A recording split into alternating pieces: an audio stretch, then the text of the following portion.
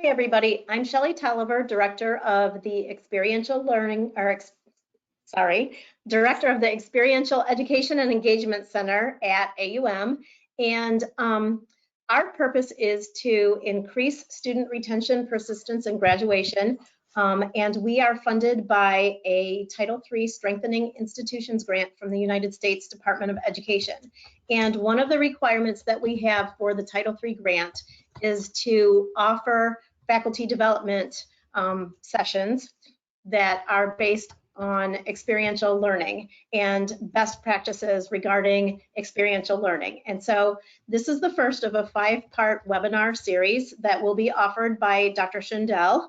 And so we thank you guys for joining us today. These webinar series will be recorded and they will be posted. Dr. Shanta Varma has said that we will offer 1 credit of FDI credit for attending each of these sessions. So that's something that faculty would be interested in knowing. So without further ado, I'm going to turn this over to Dr. Schindel, who is the CEO and president of InternBridge. Hey, thanks so much, Shelley. I'm going to go ahead and I'm going to mute you and we'll see you back at the end, okay? All right, everybody. Thanks so much for joining us today to talk about experiential learning as a high impact practice, as this, the first of our 5-part series over the next couple of weeks, as we start to integrate and talk at a deeper level about the culture of experiential learning at the University of Auburn at Montgomery. Again, my name is Dr. Robert Schindel. I am the president and CEO of InternBridge. We are a research and consulting firm located in Austin, Texas. And I've been in and on higher education for the better part of the last 24 years or so. I've served as a career center director. I've started a engineering co-op program. Please connect with me on LinkedIn and my information will be there later if you'd like to read more about my history. Currently, I'm also on the Distinguished Scientist Advisory Board for the Oak Ridge Institute for Science and Education, where we oversee more than 10,000 experiential learning activities a year throughout the Department of Energy. I've consulted with hundreds of colleges and universities over North America. I've worked with thousands of employers and implementing the internship programs with them as employers. I'm also the principal investigator for the National Internship and Co-op Study. Now, I don't tell you this to impress you, but to impress upon you that the things that we talk about and the methodology that we use here at InternBridge is not my opinion. I don't think it's a good idea. I know it is because it's rooted in good data research and data that we have collected through the National Internship and Co-op Study, but also data from other folks who are doing this in our network that really talk and focus in on experiential learning as a high impact practice, both in education, but also in the workplace. A little bit about InternBridge. We were actually founded by a college student who had just a miserable internship experience. And from that, started a little research project to see if his classmates were having similar experiences. And that has now grown into the National Internship and Co-op Study, which I'm now working with my friends at the University of Wisconsin. Dr. Matthew Hora, if you are not familiar with his work, it is fantastic and is certainly going to help shape experiential learning as we move forward. But we focus on the data and the research so that we can make good data-driven decisions. And we create resources. We've developed like this one, where we're going to be talking about experiential learning as a high impact practice, but we've also developed what we call total internship management, which is a methodology that has been born from our research. The darker colored book on the screen right now is in its 3rd edition. We're working on the 4th right now. And that is the only book that's out there that is focused on employers creating and delivering an experience of value. And the lighter colored book on the screen right now is a secondary book that we wrote that's focused on the supervisor and their incredibly critical role in delivering that experience of value. And whether you call it an internship or a co-op or service learning or a practicum or an apprenticeship or an externship, there are a lot of words to describe this thing called experiential learning.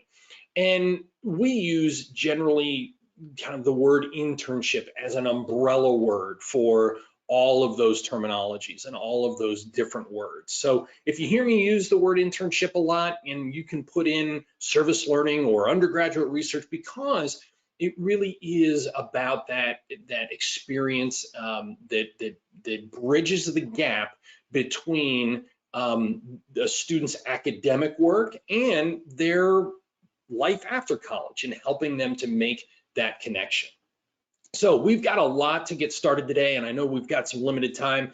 Let's get started. So, to begin, I just wanted to share some information that I just find that is a little startling.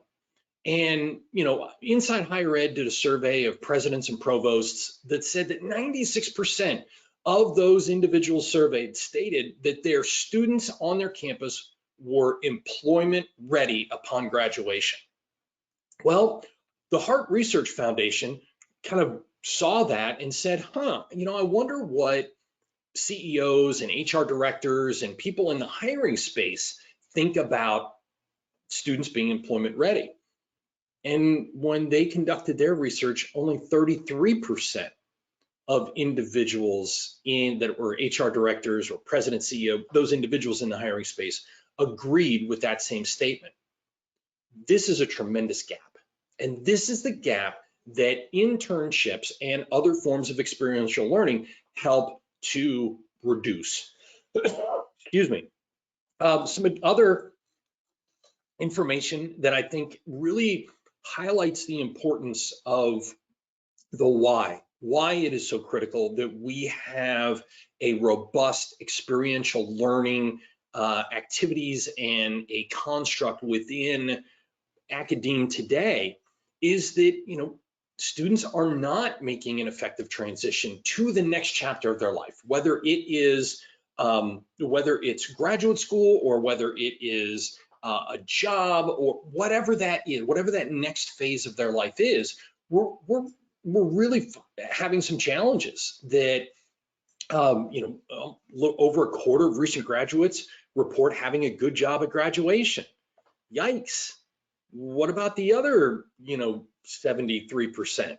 But where there is success for those students making an effective and efficient transition to the next chapter of their life are those who had some type of experiential learning as a part of their undergraduate or graduate curriculum. And we're also faced with a societal issue, and that is that today's young adults are the least working population in US history. The numbers are really, really striking, and I think that continues to go down. I saw that and I was like, well, I don't know really if is that true. And then I went to the grocery store and I thought about my job when I was in high school bagging groceries, and I looked around and I didn't see a high school student anywhere. And that first job, bagging groceries or working fast food or some type of that, first job is really important in helping individuals, build a foundation for helping them make that transition to the world of work after a college education.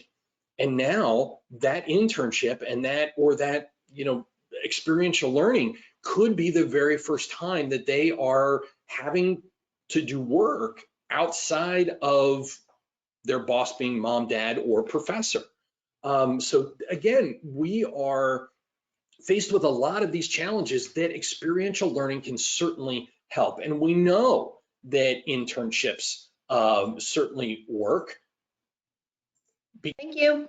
All right, we have stopped the recording. Shelley, thanks so much. I I hope this was okay for Can you. you edit out? Can you edit out the first part where I was like having a stroke and couldn't speak?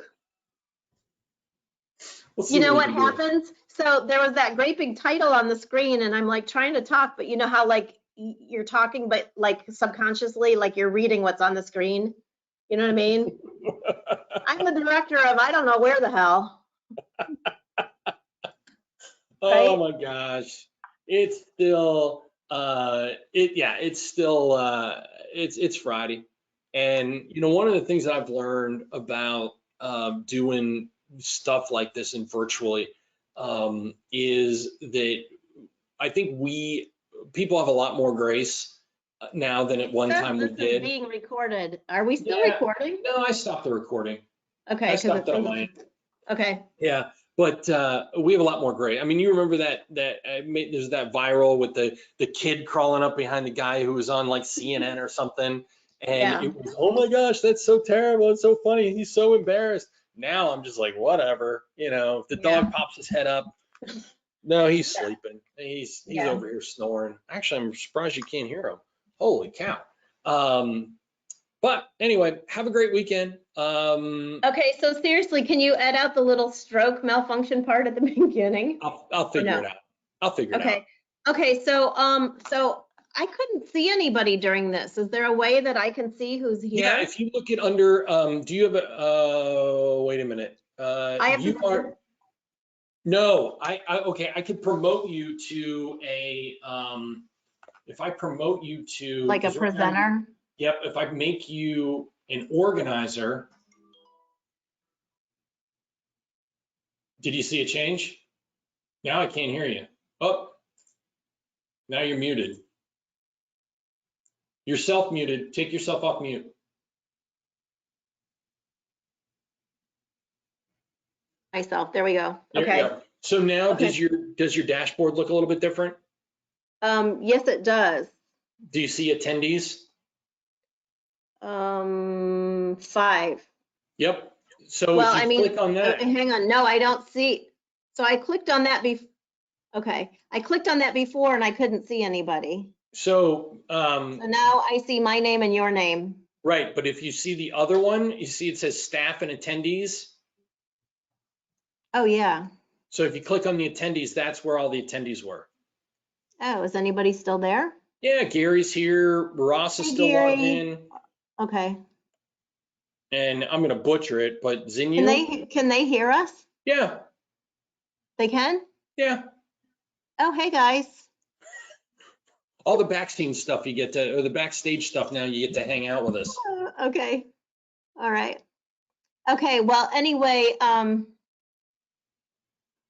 okay. And Dr. Dickens is still here. Hi, Dr. Dickens. Oh, Gary, oh So, no. okay. So we need to figure out like where we're going to store the stuff at because Dr. Shantavarma is in charge of our Faculty Development Institute. And so Yep, they have a YouTube channel and they have their own Blackboard page. And so she wants everything kind of stored in her area. okay, So if I give you the contact information for Georgiana, so Georgiana Laws is, she's like in charge of the Faculty Development Institute stuff. yep. So she can, can you just work with her and try to figure Yeah, out where we're gonna park these things? yeah, absolutely. So what this is going to generate is an MP4 file. I will Okay. go in and edit out your moment, and and then I'll have a raw file, and I Okay. can use Dropbox or something like that to get it to her because it's going to be pretty huge. I can't just email it. Right. It's like a Dropbox. She can then take it from there and upload it to anywhere. Okay. And Okay. I'll do a nice start screen that'll have Yeah. the ranch logo on it. Okay. So what, you did an assessment thing for this, so how did they do that? I'll send it out. Oh, okay. Okay. Yep. Okay. Because their department will keep track of how many people did that Right. because they're going to have some kind of record to show to give them that one credit for the the FDI, the Yep. Faculty Development Institute. So they'll check to make sure that, because there's people that sign up and then change their mind or stuff comes up and then they don't actually attend. No, I get it. So I guess get it. completion of that assessment will be like the indicator that they actually did attend. Awesome. Right. Yep, we can do that. Okay. All right. I think did all of our people go? No, there's still some people logged in, but most likely stepped away. But anyway, so I'm going to go ahead and shut down. Hope you have a great weekend, Shelley. Hopefully no more monsoons. And I mean, it has rained so much. It's ridiculous how much it has rained. Yeah, it's got to stop raining long enough so we can mow our lawn, for crying out well, I loud. tell you what, that's one thing that we never complain about in Austin is rain. Because there were, I mean, I remember, was it it was the summer of 2010 because Jack was just born, and we had 98 days of 100 plus weather with no rain. Oh, geez. Yeah, I mean, our lakes were like puddles. Wow. Yeah, it was pretty bad. So yeah, not complaining about when we get rain. Anyway, take good care. Have a great Okay. weekend, and I'll oh, wait a minute. No, wait, I'm just looking. Did somebody? No, I thought somebody chimed in there. Yeah, we got grad leaders meeting on Monday. I did some of the legwork that needed to be done already for that. I got an email, something about an interview, something. I don't know what that even meant. Forward that to me. Just let me, yeah. Okay. And then I'm trying to think what else. Did we have more homework for this week? No, I think that was it. Okay. Yeah. Some kind of test interview or something like that. Yeah. I'm trying to think. Anyway, we'll jump into that on Monday. Okay. And Go ahead. and yeah, let me know about that other thing with the additional help. Yeah, I think Lynn talked to Dr. Clark, and I think she wants us to hire some student interns. Even 'Cause better. that would give, I think, so Lynn and I have a meeting coming up in just a little while, but Okay. she wants to hire a student, like maybe a communication student or something, somebody to do social media for us. Okay. And yeah, just I think she wants to try to do some student, and we've got money to pay peer mentors, and maybe we can Okay. just use some of that student peer mentor money to like write up a new ad for just like some office help. Yeah. No, So, hey, let's put the team together and let's get it done. yeah, because what I don't want to do is I don't want to, like right now we're so busy that I don't want to take the time. I don't want to hire somebody that I have to train. You know what I mean? Because I don't have time. We need people to do things right now. Yeah, So, like you know how to do Instagram and Twitter and Facebook. Great, here, go do it. You know. kids. I don't do all that stuff. I mean, I do Heck Facebook. no. Heck So no. I mean, so that's what we kind of need. And then, you know, like some of it is just making copies or, you know, just little hanging up Yeah. flyers or, Well, you know, and whatever. I think that I got some ideas when we get to that point, some things to get them activated in a way that we can put them to work. So we'll figure that out later. Yeah. Okay. All right. Well, this weekend I'm going to try to, you know, get a bunch of appointments lined up for you for these Thank focus you. groups. Good. Okay. That would be nice. So, yeah. So some of these other things are kind of settling down a little bit. You know, I'm trying to get a bunch of stuff out for peer mentors because we've got to get these faculty and these students like matched up and get them hired and trained and in place before school starts. So trying to get some of these, get some things off the plate so we can, you know, get these other things lined up. Love it. So, anyway, I'll be working all weekend on stuff, especially if it's pouring down rain, you know, like we're all stuck inside anyway. Yeah, So, I got a couple. I got classes starting on Monday, so I will have. I need to get some stuff ready for that. okay. Where are you doing classes at? Southern New Hampshire. Oh, I didn't know that. Yeah, I teach 2 MBA classes. I did not know that. Oh yeah, and I'm part of we reconstructed the MBA program there, which is much more activity based. It is awesome. I love it. Love my students. As a matter of fact, I just got an email from one of my students right before this webcast, and it just totally made my day.